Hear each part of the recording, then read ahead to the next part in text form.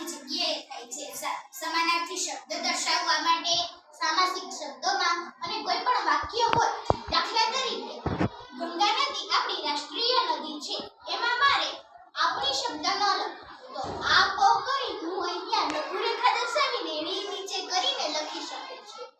આ છે ઉદ્ગાર ચિહ્ન ઉદ્ગાર ચિહ્નને આશ્ચર્ય ચિહ્ન પણ કહેવામાં આવે છે કોઈ પણ ભાવ પ્રેમ કરુણા દયા આશ્ચર્યનો ભાવ થતો હોય તેવો ભાવ દર્શાવવા માટે આ ચિહ્નનો ઉપયોગ થાય છે દાખલા તરીકે વાહ કેવું સુંદર દ્રશ્ય છે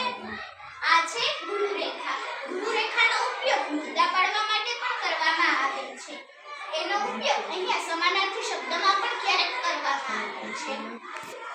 જેમ કે આ વાક્ય છે રોટી કપડાં મકાન આ ત્રણ વસ્તુ માણસની પ્રાથમિક જરૂરિયાત છે તો અહીંયા